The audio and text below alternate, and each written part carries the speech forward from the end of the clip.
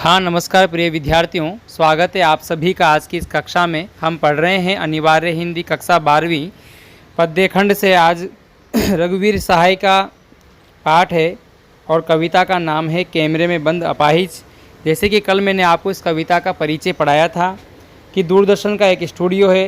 ये एक electronic media का पत्रकार किसी अपाहिज को कमरे में लेकर जाता है। वह उससे तरह तरह से प्रश्न पूछता है। वह उसके अपाहिजपन की पीड़ा को दिखाना चाहता है। अनुकूल उत्तर प्राप्त न करने के लिए पत्रकार स्वयं दुख का अभिनय करके उसे पुनः पूछता है। वो चाहता है कि इसकी पीड़ा पर्दे के माध्यम से, टेलीविज़न चैनल के माध्यम से लोगों तक पहुँचे, लोग उसकी पीड़ा को महसूस करें, अनुभूति करें और दर्शक जो है रोने लगें, तो मेरा कार्यक्रम सफल हो जाएगा। उसका उद्देश्य उसके कार्यक्रम को सफल बनाना है।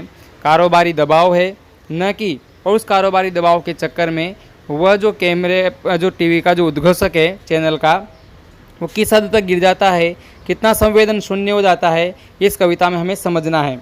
पत्रकार चाहता है कि दर्शक अपाहिज का दुख देखकर उसके साथ ही रोने लगे, इसलिए वह उससे तरह तरह से सवाल पूछता है। तब पत्रकार कैमरामैन से अपाहिज की फूली हुई आँख को एक बहुत बड़ी तस्वीर तथा उसके होठों की कसमसाहट पर्दे पर दिखाने के लिए कहता है।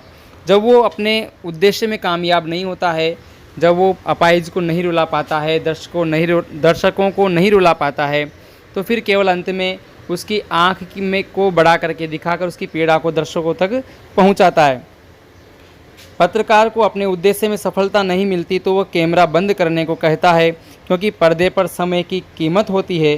फिर वह मुस्कुराकर घोषणा करता है, आप देख रहे थे सामाजिक उद्देश्य से युक्त कार्यक्रम, बस इसमें थोड़ी सी कमी रह गई। और वो कमी क्या रह गई कि वो दर्शकों को और उस अपाहिज को रुलाने में सफल नहीं हो सका। हमारे चैनल से जुड़े रहने के लिए आपका धन्यवाद। तो व्यापारिक लोग अपना व्यापार करने के लिए किस प्रकार से कोरा दिखावा करते हैं, तो इस कविता में वो असली चेहरा सामने लाने का प्रयास किया है। देखिए, तो कविता यहाँ से शुरू होती है। हम दूरदर्शन पर बोलेंगे, हम समर्थ शक्तिवान, हम एक दुर्बल को लाएंगे एक बंद कमरे में। देखिए, टीवी चैनल वाले क्या करते हैं, अपने आप को समर्थ समझते हैं, शक्तिमान समझते हैं। जिस प्रकार के हमारे देश के नेता समर्थ शक्तिवान हैं, हम एक दुर्बल को लाएंगे, यानी हम जैसे चाहेंगे उससे प्रश्न पूछेंगे, हम जो चाहेंगे वैसा उसका मनोभाव हम बदल देंगे।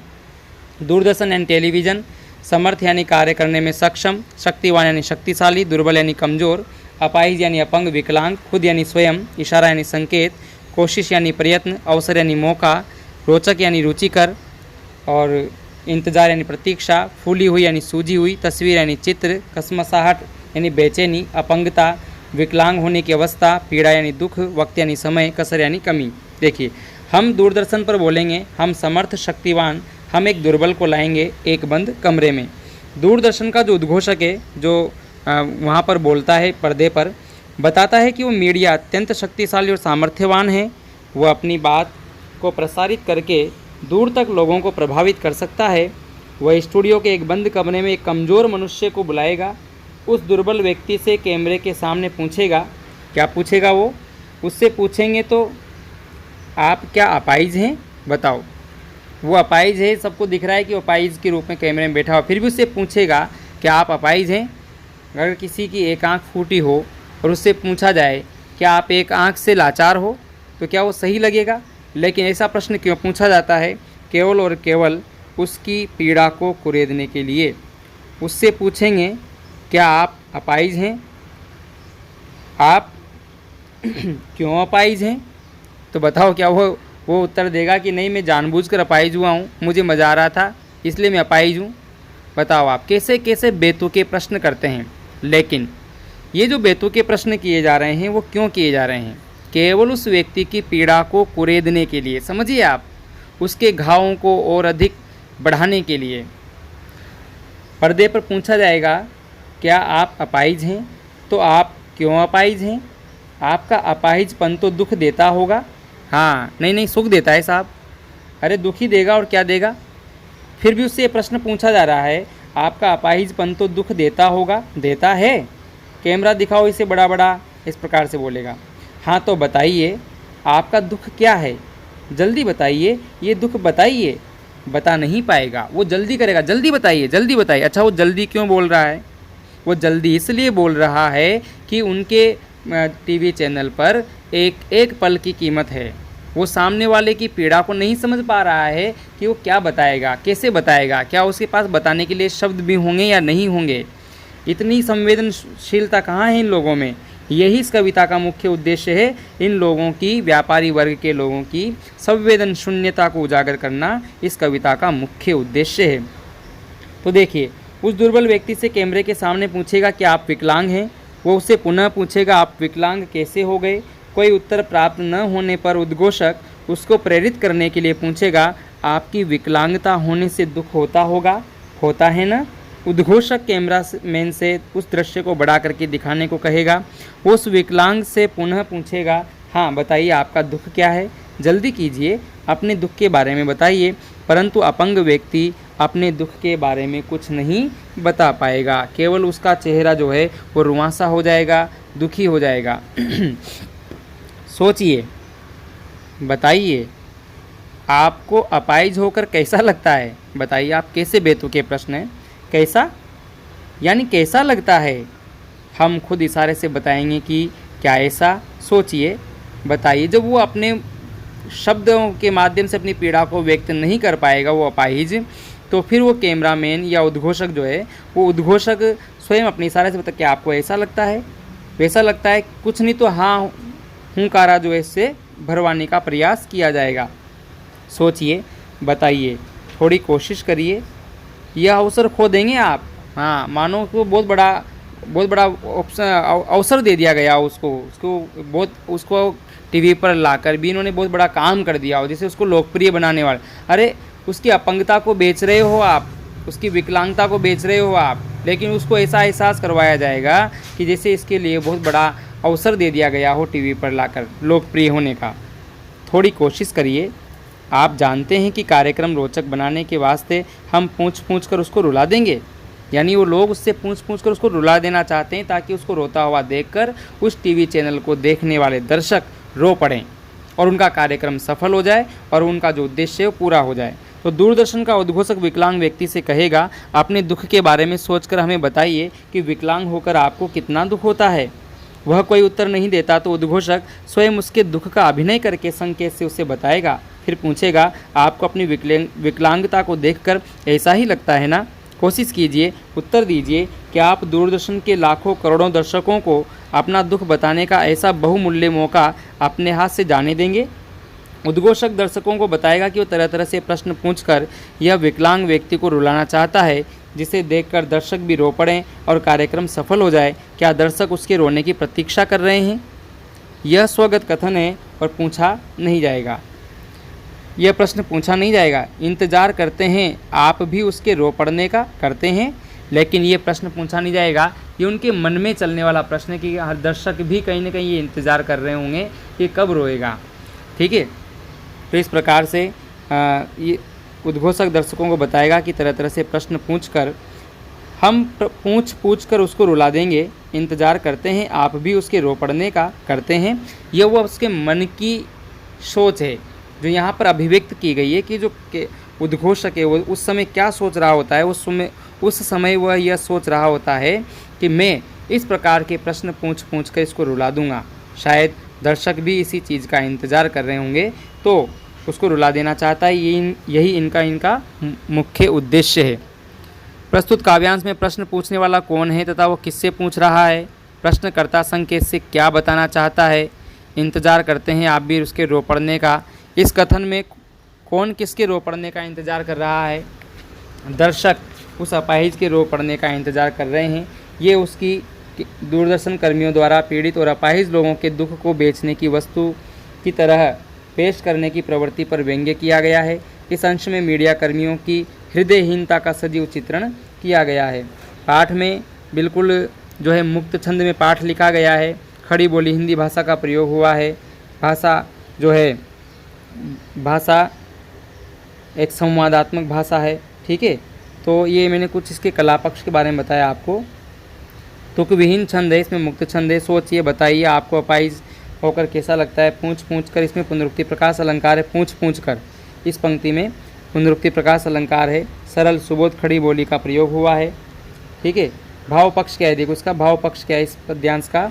प्रस्तुत काव्यांश में कवि ने बताया है कि मानवीय संवेदना बिक्री की वस्तु नहीं है, इस प्रकार कृत्य अमानवीय है, अतः प्रशंसनीय कदापि नहीं है। मीडिया के इस तरह के आचरण का उद्देश्य किसी दुखी की प्रति सहानुभूति प्रकट करना नहीं है, अपितु अपनी जेबें भरना है। इस सच्चाई को इस पाठ में उजागर किया गया है। अगला देखिए, फिर हम पर्दे पर दिखलाएंगे फूली हुई आँख की एक बड़ी तस्वीर। जब वो कार्यक्रम असफलता की ओर जाने लगता है, वो बेतुके प्रश्न पूछ पूछ कर भी जब अपाहिज को नहीं रुला पाता है, तब क्या करे, जैसे तैसे उस कार्यक्रम को तो समापन तो करना ही है। तो फिर उसकी फूली हुई आँख एक बड़ी तस्वीर के रूप में दिखाई जाती है। दर्शकों को प्रभावित करने के लिए मीडियाकर्मी अपाहिज व्यक्ति की सूजी हुई आँख को कैमरे में बड़ा करके दिखाएगा। उसके होठों पर एक प्रकार की जो बेचैनी है, उसकी पीड़ा है, उसको दिखाएगा। उसको आशा है कि दर्शक इन सब को विकलांगता से उत्पन्न उसकी पीड़ा मान लेंगे। फिर हम पर्दे पर दिखलाएंगे फूली हुई आँख की एक बड़ी तस्वीर, बहुत बड़ी तस्वीर। उसके होठों पर एक कसमसाहट का मतलब होता है बेचैनी। आशा है आप उसे उसकी अपंगता की पीड़ा मानेंगे। एक और कोशिश दर्शक, धीरज रखिए, देखिए हमें दोनों एक संग रुलाने हैं, बताइए आप। फिर वो क्या करते हैं, एक और कोशिश करते हैं। तभी कार्यक्रम संचालक दर्शकों को कुछ समय तक धैर्यपूर्वक टीवी देखने को कहता है। उसको विश्वास है कि उसके प्रयत्नों से दर्शक तथा विकलांग दोनों ही एक साथ रोने लगेंगे। ऐसा कहता नहीं है, उसको भीतर विश्वास है कि मैं रुलाने में सफल हो जाऊंगा। तो फिर वो दर्शकों को धीरज रखने के लिए कहता है। अपने प्रयास को सफल न होते देखकर वह कैमरामैन को कैमरा चलाने से रोक देता है। देखिए, अब हमें दोनों एक संग रुलाने हैं, आप और वह दोनों, आप यानी दर्शक और वह यानी अपाहिज। कैमरा बस करो, नहीं हुआ, रहने दो, पर्दे पर वक्त की कीमत है। इस प्रकार के निर्देश देगा वो उद्घोषक कैमरामैन को कि नहीं हुआ यानी कार्यक्रम सफल नहीं हुआ। सफल कब होता, जब वो अपाहिज रोने लगता। तो रहने दो, पर्दे पर वक्त की कीमत है। आ गए ना अपनी औकात पर, ये है उनकी औकात, ये है उनकी हकीकत, ये है उनकी सच्चाई। पर्दे पर वक्त की कीमत है। आ गई ना यहाँ पर व्यापारिक सोच, कहाँ गई मानवीय संवेदना। ये लोग कितने पत्थर दिल हो सकते हैं केवल अपने व्यवसाय के लिए। तो यही इस कविता का मुख्य उद्देश्य है। तभी कार्यक्रम संचालक दर्शकों को कुछ समय धैर्यपूर्वक टीवी देखने को कहता है। उसका विश्वास है कि उसके प्रयत्नों से दर्शक तथा विकलांग दोनों ही एक साथ रोने लगेंगे। अपने प्रयास को सफल न होता देखकर कैमरामैन को कैमरा चलाने से रोक देता है। अब अधिक समय इस काम पर खर्च नहीं किया जा सकता। इससे उद्घोषक मुस्कुराकर घोषणा करता है, आप सभी सामाजिक उद्देश्य से जुड़ा हुआ कार्यक्रम देख रहे थे, उसकी प्रस्तुति में थोड़ी सी कमी रह गई। कार्यक्रम से जुड़े रहने के लिए आपका धन्यवाद। पर्दे पर वक्त की कीमत है। अब मुस्कुराएंगे हम, अब उनको जानबूझकर मुस्कुराना पड़ेगा। आप देख रहे थे सामाजिक उद्देश्य से युक्त कार्यक्रम, बस थोड़ी सी कसर रह गई, धन्यवाद। वो कसर क्या रह गई, ये इस पूरे पाठ को पढ़कर आप भी समझ गए होंगे कि वो कसर क्या रह गई। यदि आप समझ गए कि वो कसर क्या रह गई तो आप कमेंट बॉक्स में ज़रूर लिखें कि वो कसर क्या रह गई। और फिर अंत में बनावटी मुस्कुराहट के साथ इस कार्यक्रम को समापन कर दिया जाता है। तो देखिए, इस कविता का जो उद्देश्य है वो आपको जानना चाहिए। इस कविता का उद्देश्य दर्शकों को यह बताना है कि दूरदर्शन कर्मियों का मूल उद्देश्य अपने कार्यक्रम की लोकप्रियता बढ़ाना है। समाज के दुर्बल, विकलांग और शोषित लोगों के प्रति उनकी सहानुभूति केवल दिखावटी होती है। ये लोग मनुष्य की पीड़ा को भी कमाई का साधन बना लेते हैं। ये इसका मूल भाव है। और कुछ प्रश्न आपको बनाने हैं कि उद्घोषक दर्शकों से क्यों कहता है कि धीरज रखिए। उद्घोषक कार्यक्रम के अंत में क्यों मुस्कुराता है, क्यों मुस्कुराता होगा बताइए आप। अरे वो केवल इसलिए मुस्कुराता है, मुस्कुराना भी कार्यक्रम का एक अंग है। मुस्कुराकर वो अपनी असफलता को छिपाना चाहता है। इसके अतिरिक्त उसका मुस्कुराना यह भी बताता है कि उसकी विकलांगता की पीड़ा से कोई सहानुभूति नहीं है, केवल कार्यक्रम को प्रदर्शित करने में रुचि है। तो इस प्रकार से इस पद्यांश का जो अंतिम पद्यांश है, इसका जो शिल्पगत सौंदर्य वो क्या है कि भाषा सरल एवं सुबोध है। ये पूरे ही पाठ की भाषा इसकी सरल एवं सुबोध है, प्रस्तुत भाव और विषय के अनुकूल है। इस कविता की रचना मुक्त छंद में हुई है, लय है परंतु तुक नहीं है, पंक्तियाँ भी बहुत छोटी बड़ी है। वार्तालाप में नाटकीय यानी व्यंग्यात्मक, एक तो व्यंग्यात्मक शैली है और एक नाटकीय शैली है। जैसे नाटक में संवाद होते हैं ना, उसी प्रकार से नाटकीय शैली है और व्यंग्यात्मक शैली है। भाव पक्ष क्या है इसका? चैनल की लोकप्रियता बढ़ाने का, अर्थ लाभ प्राप्त करने के लिए, ये कार्यक्रम के मूल में छिपे हुए इनके जो उद्देश्य हैं वो अन्याय और शोषण है। यानी ये कविता अन्याय और शोषण पर केंद्रित कार्यक्रमों के मूल में छिपे उद्देश्य और टीवी चैनल की लोकप्रियता बढ़ाने का, अर्थ लाभ प्राप्त करने को सफलतापूर्वक प्रकट किया गया है।